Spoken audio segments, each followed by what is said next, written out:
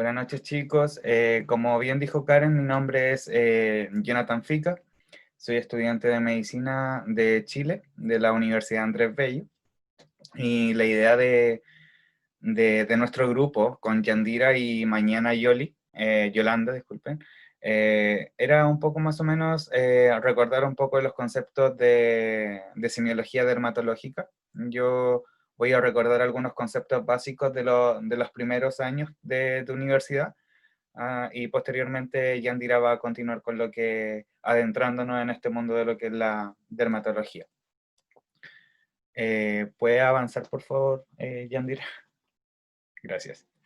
Más o menos mi presentación intenta buscar, o más que nada, conocer las funciones de la piel, recordar un poco la estructura básica, conocer la epidermis, la dermis, el tejido celular subcutáneo, y hablar un poco de los anexos cutáneos. Y por último, conocer los tipos de piel y por qué es importante como personal de salud conocer los tipos de piel. Avancemos, por favor. Bueno, dentro de las funciones de la piel, podemos encontrar que es una barrera selectiva que mantiene un balance de líquidos, electrolitos, que permite que impide la penetración de agentes tóxicos, radiaciones ultravioleta y microorganismos. Cuando hablamos de barrera, no solamente estamos hablando de una barrera mecánica, sino también una barrera inmunológica, una barrera también a la radiación solar, entre otras cosas. Va a regular la temperatura corporal, pero ¿cómo? A través de la dilatación o constricción de los vasos sanguíneos que se van a encontrar mayoritariamente en la capa dérmica, ¿ya? También dice que participa en la síntesis de vitamina D, ¿ya? Esta síntesis no es como tal, sino más bien es la maduración de un proceso del colicalciferol que se va a finalizar en este tejido periférico, ¿ya? Es un órgano de percepción múltiple, que quiere decir que aquí vamos a encontrar montones de receptores que nos van a permitir la percepción sensorial. Y la vigilancia inmunológica también es otra función importante, ya que a través de distintas células podemos presentar ciertos antígenos para jerarquizar, para células de mayor jerarquía en lo que es el sistema inmune. Avancemos. También tenemos la producción de melanina, que es el pigmento, el cual le va a dar la coloración a nuestra piel y va a cumplir una función de fotoprotección. Por último, también tenemos la reparación de heridas a través de los procesos de cicatrización y la identificación personal, a lo cual nosotros llamamos huella dactilar.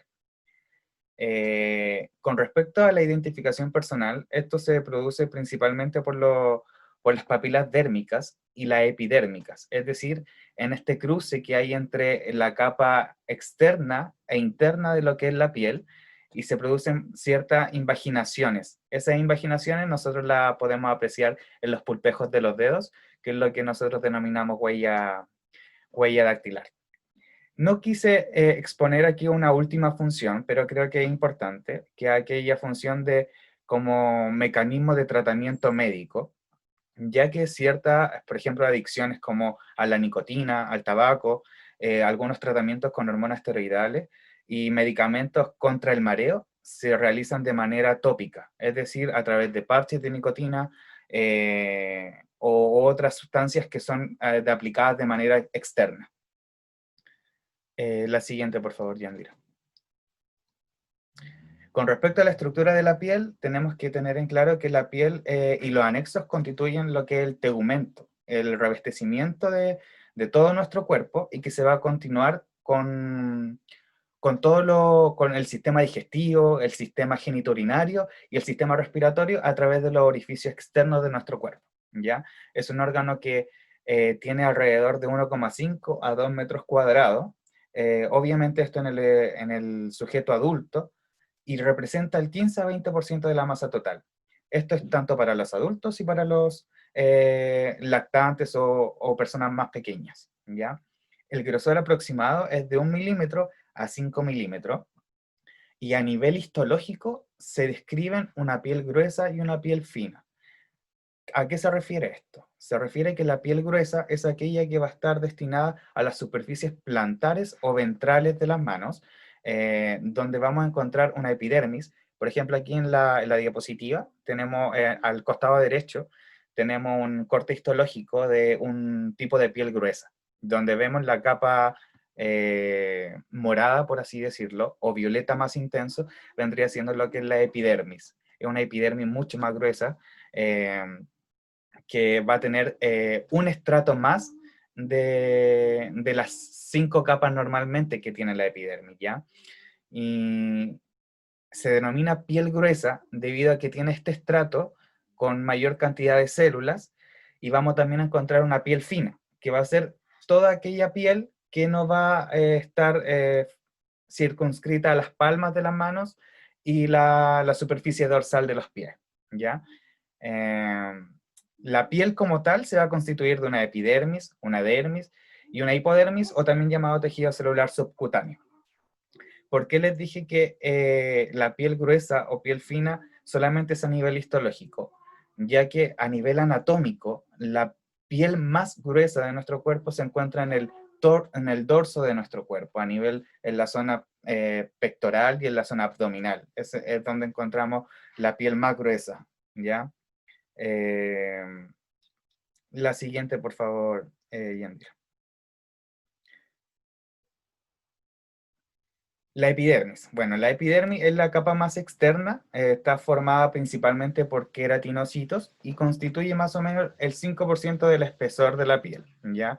Eh, los estratos de la dermis van a ser una capa basal, una capa espinosa, la capa granulosa, la capa córnea y el estrato lúcido, que no siempre se encuentra presente, sino, como dije anteriormente, solamente va a estar presente en lo que es la denominada piel gruesa. Se distinguen de otra forma también a estos estratos como una zona proliferativa que atingente a la zona basal, una zona de diferenciación que va en relación a la zona espinosa y a la zona granulosa, y una zona funcional que se refiere a la capa córnea. ¿Por qué funcional? Porque finalmente la capa córnea va a ser donde se van a desprender las células ya diferenciadas, casi terminales, que va a cumplir la función de descamación de la piel y renovación constante frente al roce externo de nosotros. La capa basal la podemos encontrar en esta figura. En el costado inferior hacia arriba en el costado inferior vendría siendo lo más profundo y arriba vendría siendo lo más superficial.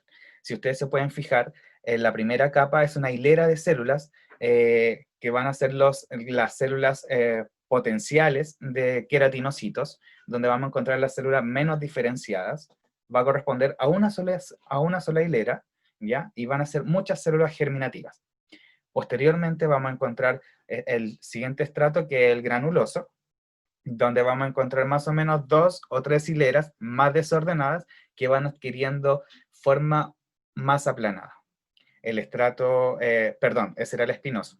El estrato granuloso es otro estrato que está más superficial y van a ser mayor cantidad de hileras con mayor forma aplanada.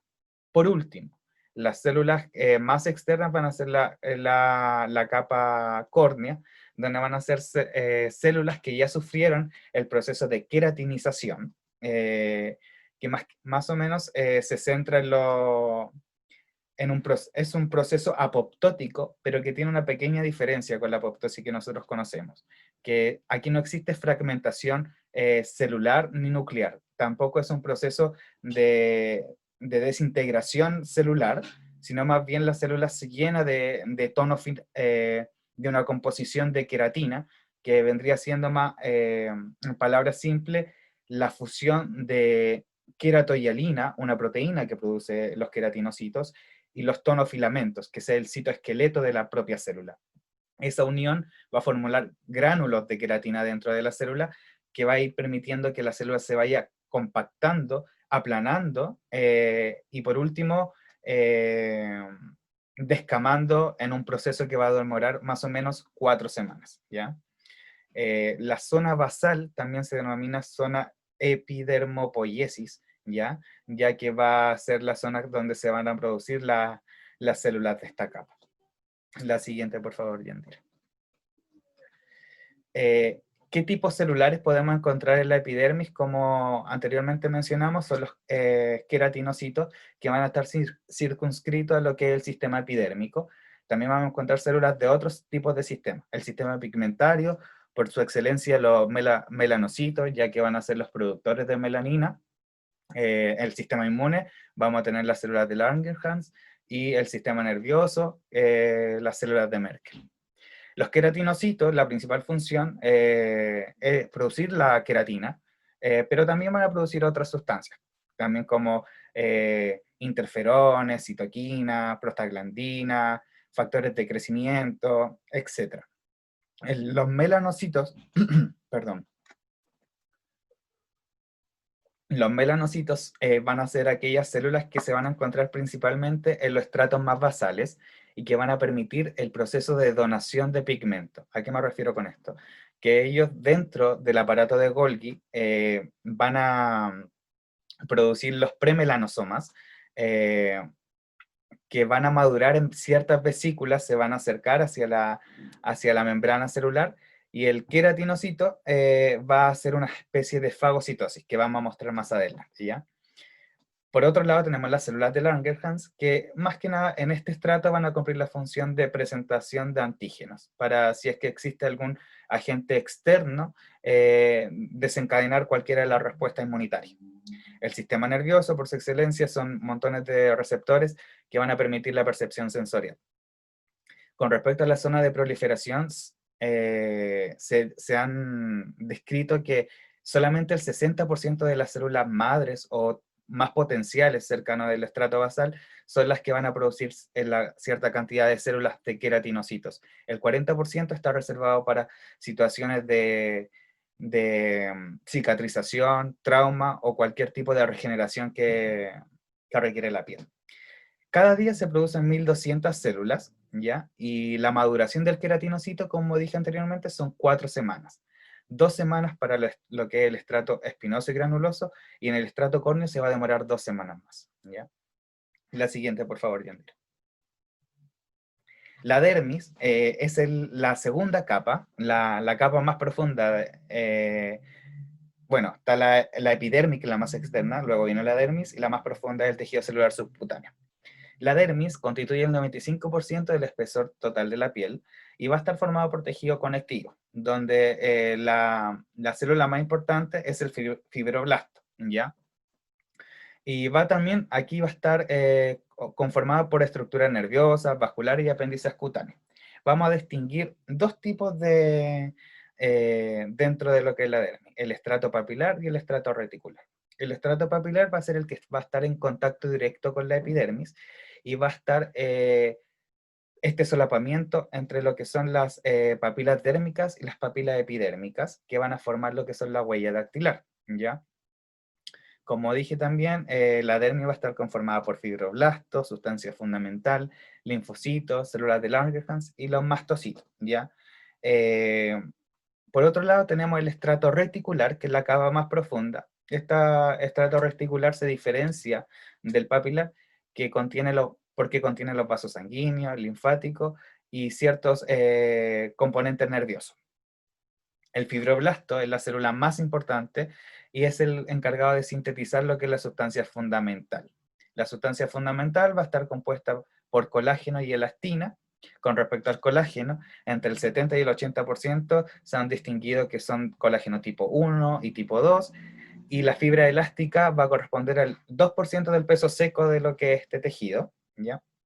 Y va principalmente a dar la función de elasticidad, es decir, de retornar la forma de la piel cuando ocurre cualquier distensión o cizallamiento. La sustancia fundamental, recordar que es aquel componente del material externo de la célula, de la matriz extracelular, perdón, que va a estar principalmente compuesta por glicosaminoglicanos. En este tejido específico, los más importantes son el dermatón sulfato y el ácido hialurónico, ¿ya?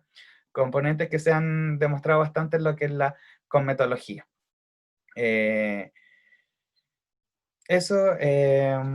La siguiente, por favor, Yanira. Con respecto al tejido celular subcutáneo o hipodermis, algunos autores, comparé varias bibliografías, Y algunos dicen que este componente no es precisamente parte de la piel, sino de tejidos más profundos, ¿ya? Pero también hay otros autores que dicen si es un tercer componente. Es la capa más interna y está compuesto principalmente por adipocitos, por lo tanto su función principal es el almacenamiento de energía. Otros autores lo denominan también panículo adiposo. Y lo más importante de esta capa es que contiene músculo liso, aquel que va a hacer que suceda el proceso de piloerección, o más vulgarmente llamado piel de gallina. ¿Ya? La siguiente, por favor, eh, Yandira. Con respecto a los anexos cutáneos, van a ser todos aquellos complejos, glándulas, que vamos a encontrar en la piel, que van a estar dependiendo de la zona corporal. Por ejemplo, eh, los complejos pilosebáceos o sebáceos, el producto principal es el unto sebáceo, ¿ya? Si bien la función en el adulto no está bien definida, se atribuye a que tiene funciones bacteriostáticas, de barrera y portación de feromonas, ¿ya? ¿Qué quiere decir esto? Que en los individuos más pequeños el unto sebáceo va a cumplir una función de mantención de la temperatura corporal y de reserva energética, ¿ya? Pero en el adulto esta función es desconocida, y lo otro que también se detalla es que desempeña un papel decisivo en lo que es el acné, es decir, la acumulación de esta secreción en conjunto con el folículo piloso eh, provoca una infiltración linfocítica que va a producir lo que es el acné. Muchas veces cuando esta infiltración linfocítica no, no alcanza la luz de la piel, es decir, no se exterioriza la lesión, forma lo que son los abscesos cutáneos. Ya tenemos también lo que son las glándulas sebáceas, que van a ser aquellas glándulas que van a estar principalmente destinadas al unto sebáceo. Como dije anteriormente, tenemos las glándulas sudoríparas o apocrinas. Las glándulas apocrinas son aquellas que van a estar en relación que van a tener contacto directo con lo que son los folículos pilosos, ¿ya? Este tipo de glándulas va a tener secreciones de distintos tipos y van a estar determinadas o limitadas a lo que son la axila, la areola del pezón, la región periana y los genitales, ¿ya? Van a tener principalmente secreciones con componentes lipídicos, proteicos, carbohidratos, y lo principal es que sus secreciones al contacto con el ambiente externo, por ejemplo en la axila, que es una secreción lechosa, al contacto con la flora bacteriana axilar, adquiere un color distinto y también un olor acre, solo por el contacto con las bacterias. Tenemos las glándulas ecrinas también, que van a ser todas aquellas que van a estar en la superficie corporal, que van a estar destinadas a la mantención del balance hidrosalino. ¿Por qué? Porque van a secretar un ultrafiltrado de la sangre con contenido hipotónico de lo que es sodio, urea, ácido úrico, perdón, amonio. Por último, tenemos las uñas, ¿ya? Las uñas son células queratinizadas, es un componente de células queratinizadas, pero no es la misma queratina que tiene la epidermis, ¿ya? Porque esta queratina tiene otros componentes como azufre y va a estar compuesta de filamentos de cotoqueratina, que son filamentos mucho más compactos que no permite la descamación y permite que este tejido sea grueso y cumple la función de protección de nuestros dedos, ¿ya? La siguiente, por favor, Yandira. Lo que le había mencionado anteriormente de la donación de pigmento funciona más o menos así. En la imagen que tenemos al costado, en rosado, tenemos lo que vendría siendo un melanocito, que dentro del cercano al núcleo vamos a encontrar el aparato de Golgi. En el aparato de Golgi se van a formar los premelanosomas. Estos posteriormente van a migrar y van a formar dentro de estos gránulos la síntesis de la melatonina inicial. Una vez formado el melanosoma, que vendría siendo esta prolongación en los estratos basales de la epidermis, los queratinocitos van a hacer fagocitosis de este segmento celular. Se van a comer cierta parte del melanocito y van a capturar lo que es la melatonina. Melatonina, quien va a cumplir la función de pigmento y también de fotoprotección. Las formas que se han descrito es eumelanina y feomelanina.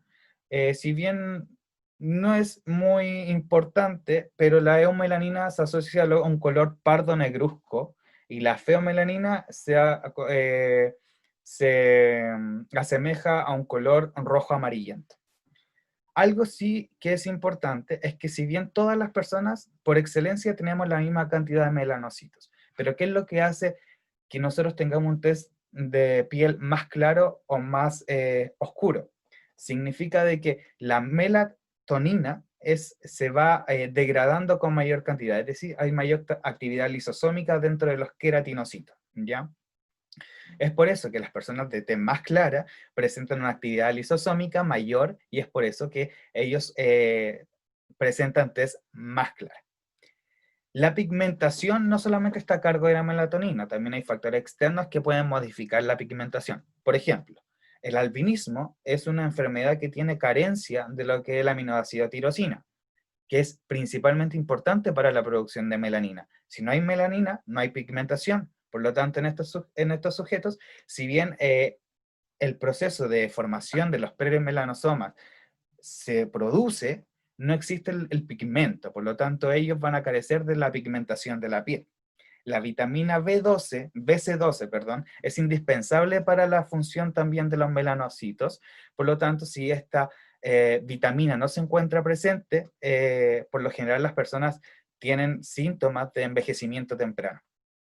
La cantidad de melanocitos es, al igual que otras células, disminuye exponencialmente con el envejecimiento. Por lo tanto, es muy normal que personas presenten tez o pigmentación más oscura a los inicios de su vida y cuando sean adultos mayores presenten coloración de piel más clara. Por último, la coloración de la piel con componentes externos también puede modificarse. Por ejemplo, el consumo de carotenos, pigmentos vegetales, presencia de oximoglobina u otros fármacos. Por ejemplo, la bilirrubina y la hemosiderina son procesos que se elevan durante lo que son la falla hepática y que van a producir mayor pigmentación de la piel con un tono amarillento. La siguiente, por favor, Kendra. Por último, me gustaría hablarles de lo que son los tipos de piel. Los tipos de piel fueron descritos por Fitzpatrick, que fue un científico que quiso dar la relevancia a por qué es necesario conocer los tipos de piel. ¿Y por qué es importante? Porque la pigmentación va a influir directamente en cómo se expresan las lesiones cutáneas. ¿A qué me refiero con esto? Por ejemplo, en personas de tez más pigmentada, el eritema, es decir, que nosotros observamos en personas de tez clara como rosado o rojo, en estas personas lo podemos observar como violáceo o oscuro. Las áreas hiperpigmentadas se pueden confundir con procesos de hiperpigmentación postinflamatoria cuando en realidad son procesos de inflamación activa. La piel seca, aquella que le falta hidratación, se puede encontrar en personas con pigmentación alta de color blanquecino o ceniciento en comparación con personas de tez más clara, donde se puede observar un color rojizo. Además, en estas personas se observa lo que es la disminución del brillo de la piel. Fitzpatrick propuso 6 tipos de fototipos, donde el fototipo 1 es el fototipo que va a representar a aquellas poblaciones que son más susceptibles a a sufrir quemaduras solares y que se broncean de manera intensa, ¿ya? Por lo tanto, el fototipo 1, como dice aquí la diapositiva, presenta intensas quemaduras solares, casi no pigmenta nunca y se descama de forma ostensible.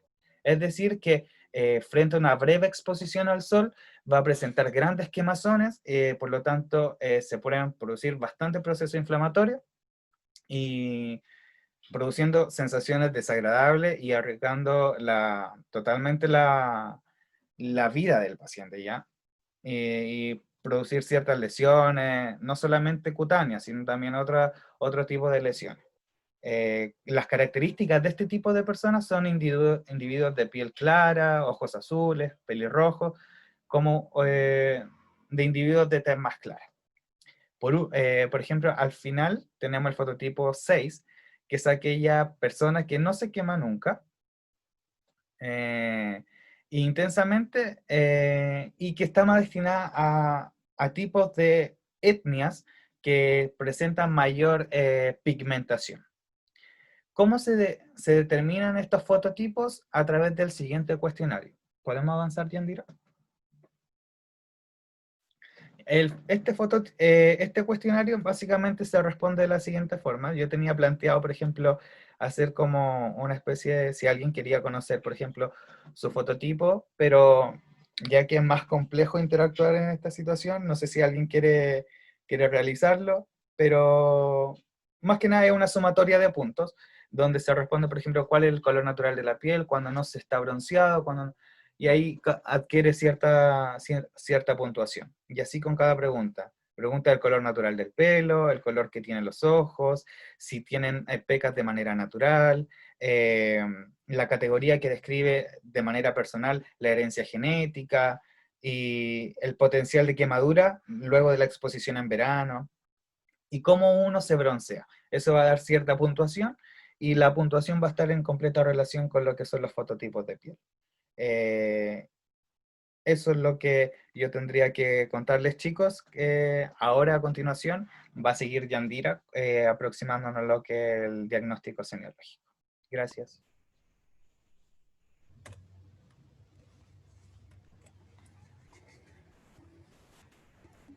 Buenas noches, me llamo Yandira Loza Chura, soy de la Universidad Amazónica de Pando, de Bolivia.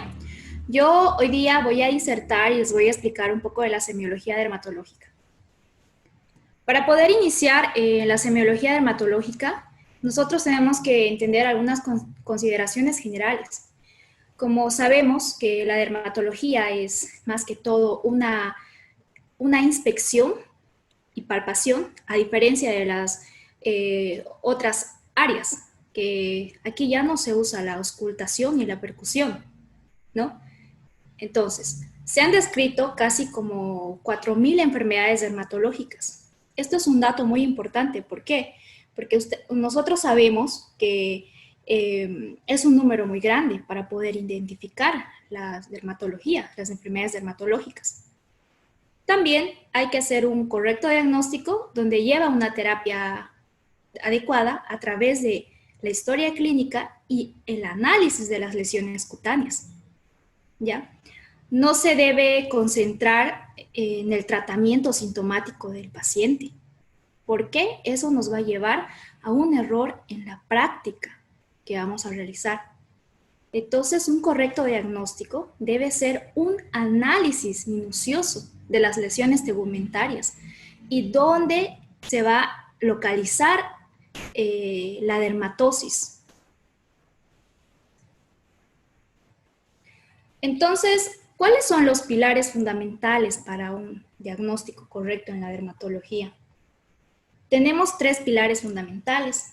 Como ya les mencioné, se debe realizar una historia clínica completa donde va a incluir los antecedentes del paciente. Es muy importante saber el antecedente del paciente porque hay pacientes que ya hicieron tratamiento para cierta dermatosis, pero no la continuaron. O hay pacientes que son alérgicos a ciertos medicamentos. O también si su familia presentó esa enfermedad. Realizar también un diagnóstico morfológico de las lesiones cutáneas es muy, muy importante.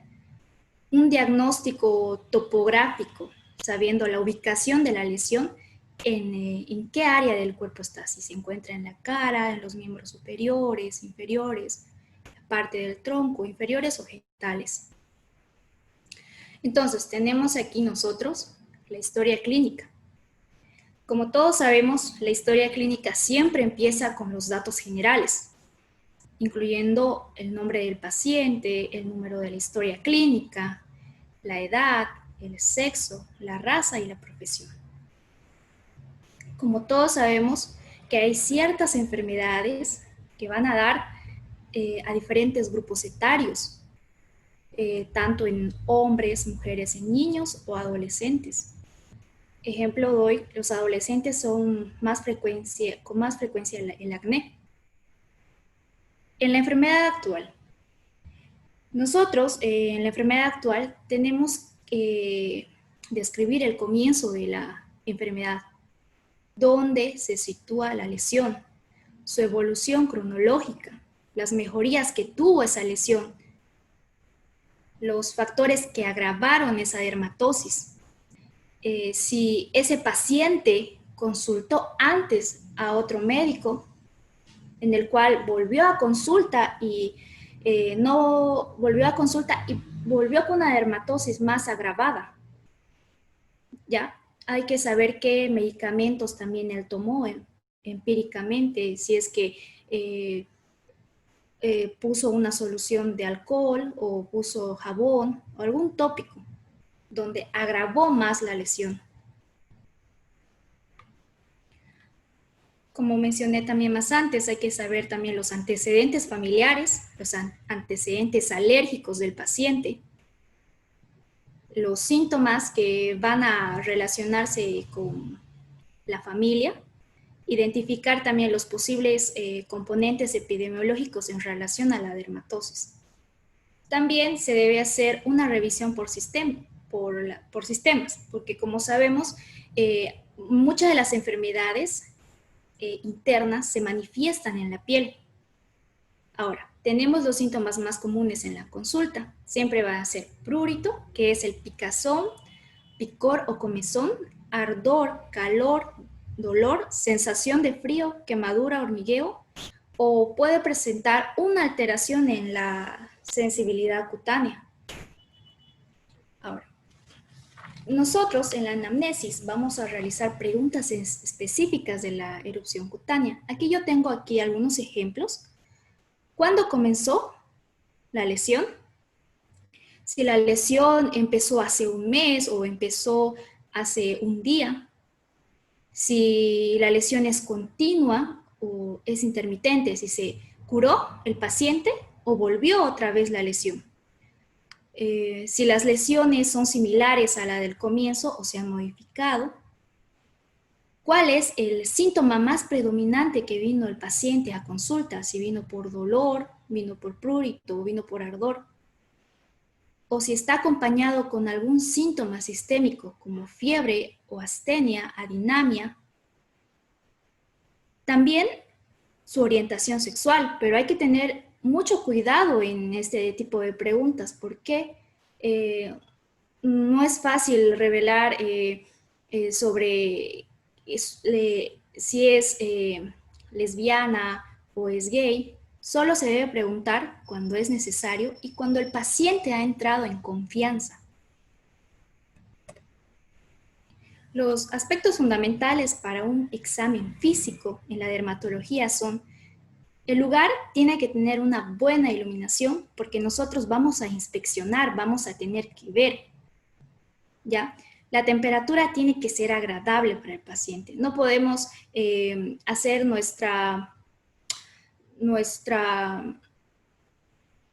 el procedimiento en una temperatura donde el paciente se siente incómodo. Es aconsejable entre 20 grados.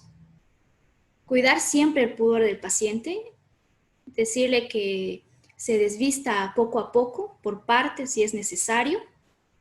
La inspección debe realizarse a distancia, pero siempre cercanía a la lesión. Podemos utilizar como método auxiliar la lupa. Se debe realizar una palpación o también se puede frotar las lesiones. También se le pide al paciente que haga cambios de posición para observar los cambios vasculares. Ya. Entonces, tenemos aquí el diagnóstico morfológico de las lesiones cutáneas. Para poder realizar un diagnóstico morfológico, nosotros tenemos que describir algunas características básicas o fundamentales. ¿Ya? Lo vamos a llamar el ABC de la piel. Como ustedes pueden observar, aquí tenemos una imagen Esta imagen se usa para identificar el cáncer de piel, pero nos va a servir como muestra, como una ilustración para determinar las características generales. Ya, tenemos que ver siempre el tamaño, si el tamaño está en milímetros, en centímetros, o ocupa un porcentaje en el área corporal. La forma de la lesión, si es redondeada, ovalada o poligonal, es decir, que tiene varios lados. El color, si es eritematosa, si es violáceas o son hipopigmentadas. La superficie, si es lisa, rugosa, brillante. Los bordes, si son regulares, irregulares, difusos, elevados o netos. La consistencia que va a tener, eso quiere decir qué contenido va a tener, si va a ser blanda, va a ser dura, leñosa, remitente o va a ser pétrea. El número de lesión que va a presentar el paciente, si van a ser únicas o son escasas o son múltiples.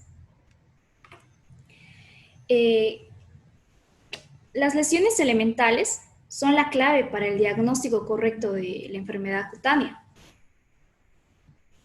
Entre ellas, aquí tengo un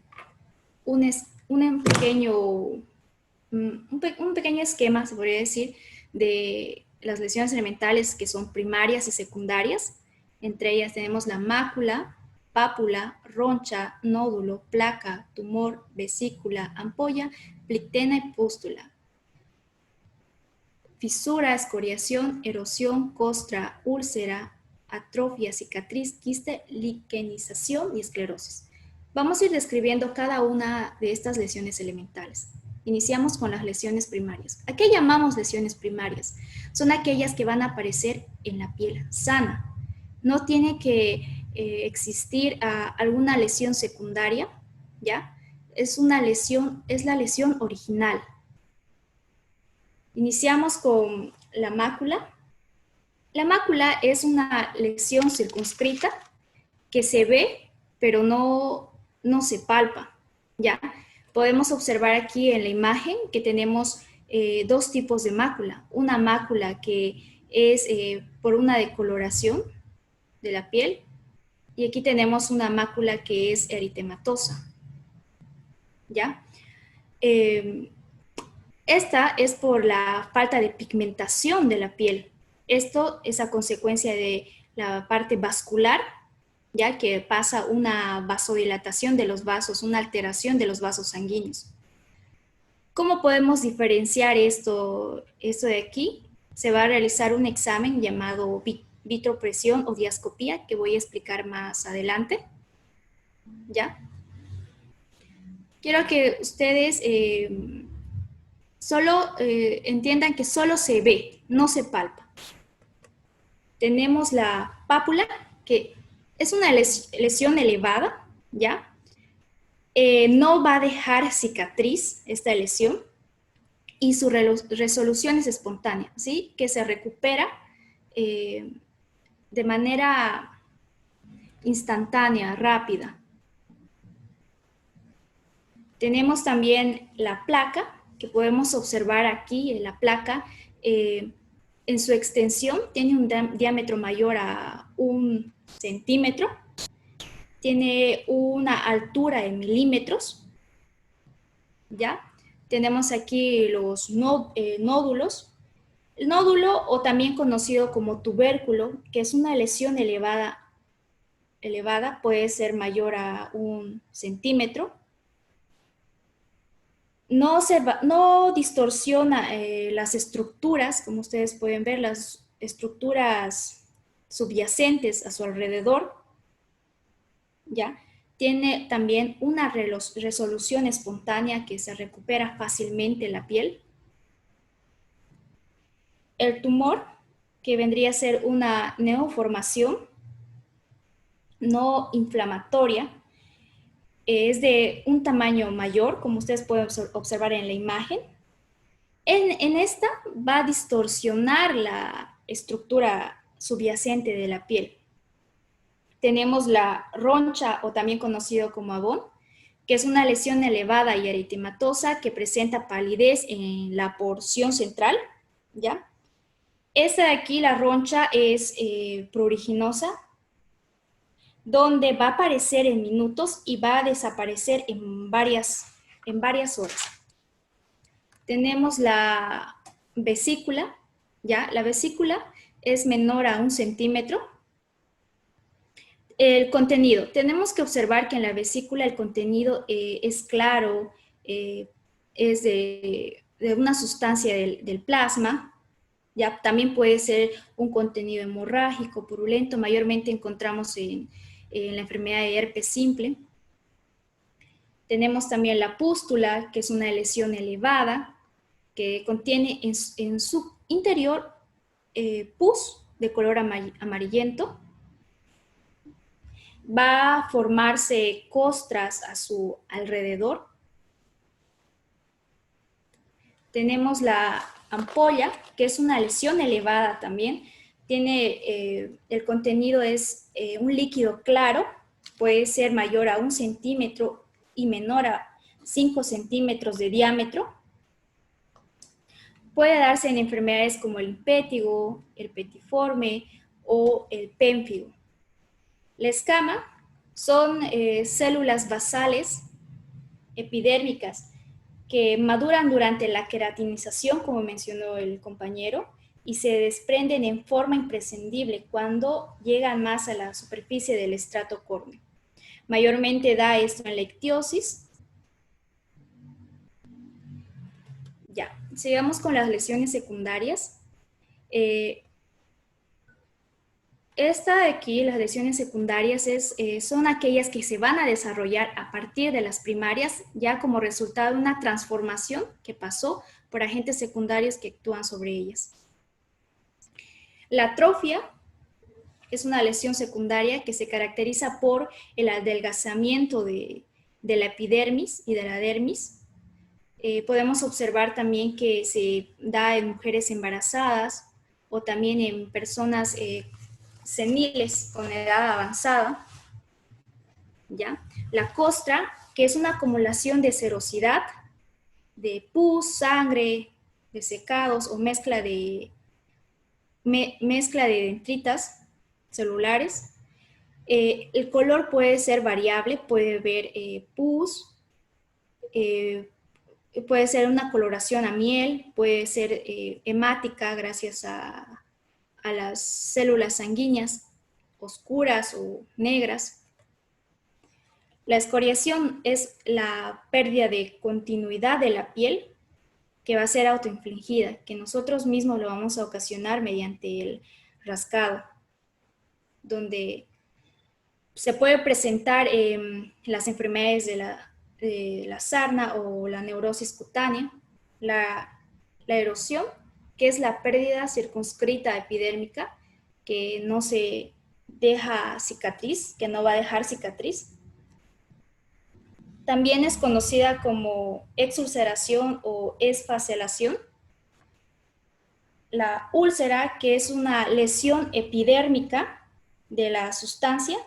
Para llegar a una úlcera tiene que ser algo crónico. La fisura, que es una solución de continuidad lineal sin pérdida de sustancia, o también es conocida como grieta. Las fisuras pueden ser dolorosas y pueden presentarse en la boca, hasta incluso se puede presentar en el ano. Las cicatrices, que son secuelas de algunas ulceraciones o también por algún procedimiento quirúrgico, ¿ya? Es el tejido incompleto que no ha sido reparado. Tenemos los quistes, que en su contenido es sólido o puede ser pastoso. En la palpación es renitente, eso significa que es resistente en la palpación. La lichenificación, que es el aumento del espesor y pigmentación con el aumento cuadriculado de la piel. La esclerosis, que es la induración de la piel, donde los pliegues de la piel van a estar desaparecidos, no se van a poder observar. Mayormente da en enfermedades de esclerodermia. Ya. Entre los patrones que nosotros vamos a encontrar un patrón anular, que es forma de anillo, o también conocido con el nombre de diana. Vamos a encontrar lesiones cutáneas de forma lineal, que van a seguir un trayecto, como ustedes pueden observar en la imagen. La reticular, que es en forma de red, tiene aspecto de red y mayormente da en los miembros inferiores. La zosteriforme, que es una lesión que se va a dar en forma de banda. La arseniforme, que va a ser una lesión en forma de arco o de media luna. Y de mosaico es cuando las lesiones están agrupadas una encima de otra. Un ejemplo más claro son las verrugas. El diagnóstico topográfico. Tenemos algunas dermatosis, ya, que van a ser características en ciertos lugares del cuerpo. Es importante también ver dónde se presentan estas dermatosis. Como podemos observar, tenemos aquí la cara. Observamos que puede tener una dermatitis seborreica, que es la escamación, descamación, ¿ya? Podemos observar que hay perleche, que es una ruptura de la comisura labial, el acné, la rosácea reniforme, que es la hipertrofia de las glándulas sebáceas. Podemos observar también en el cuero cabelludo que va a haber alopecia. Va a haber también dermatitis seborreica, psoriasis, neurodermatosis. En la parte del tronco podemos observar la pitiriasis versicolor, que es una infección que es ocasionada por un hongo. ¿Ya? También va a haber colgajos fibroepiteliales, que son tumores benignos pequeños, son pliegues pequeños que van a encontrarse a simple vista, que van a ser suaves en la palpación. La dermatitis seborreica, como ya mencioné, la dermatitis de contacto, que se va a dar en la parte de las axilas, la parte suprapúbica. Tenemos los miembros superiores, la queratosis pilar, dermatosis por contacto, dermatitis atópica, la psoriasis, la neurodermatitis. En los miembros inferiores tenemos la psoriasis, dermatitis por éstasis, úlceras por éstasis, dermatitis por contacto.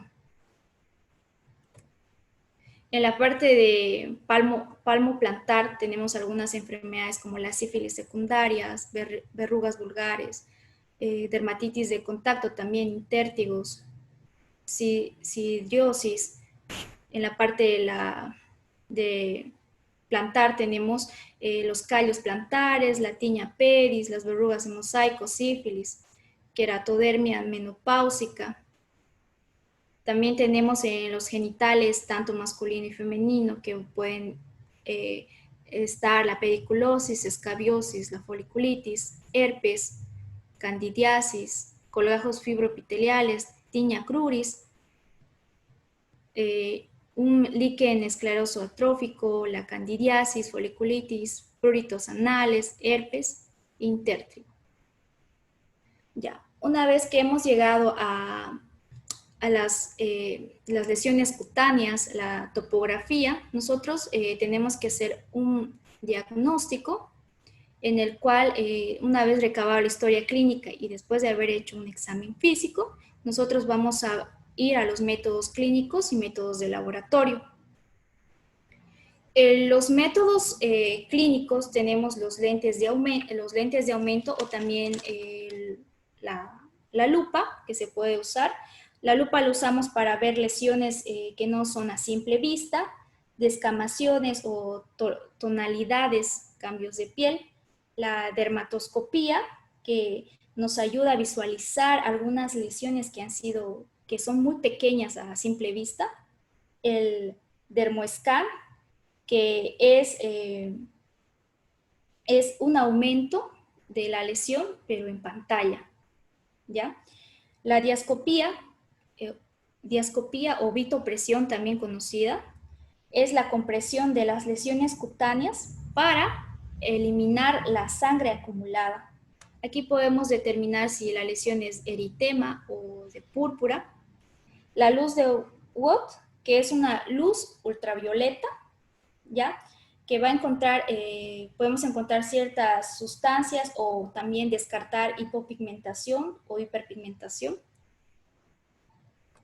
Los signos clínicos, tenemos 4 signos clínicos importantes. El signo de Darrier, que consiste en frotar la superficie de la piel, donde va a ser una liberación de histamina gracias a los mastocitos, donde va a haber eritema y edema. El signo de la uñada o uñetazo, que se va a dar más que todo en la enfermedad de pitiriasis versicolor, que es el desprendimiento por escamas.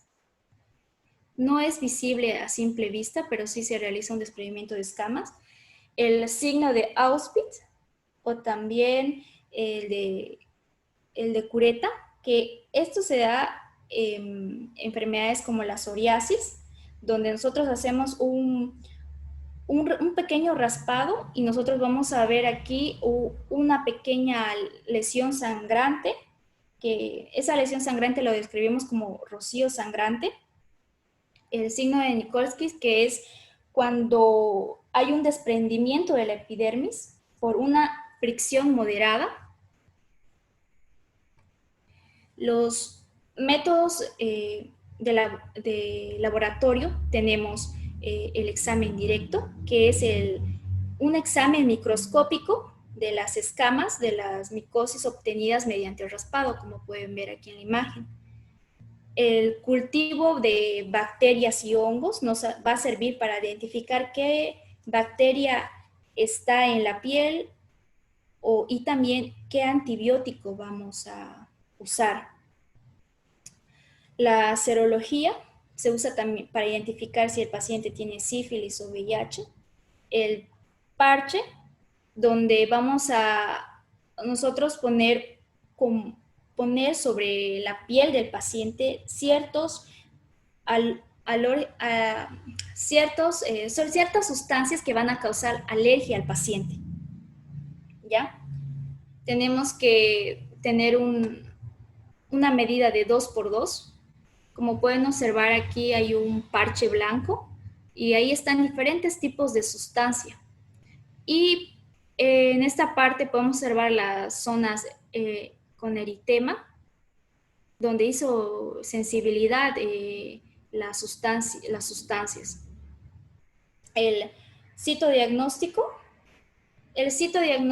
es para visualizar las células a extendido.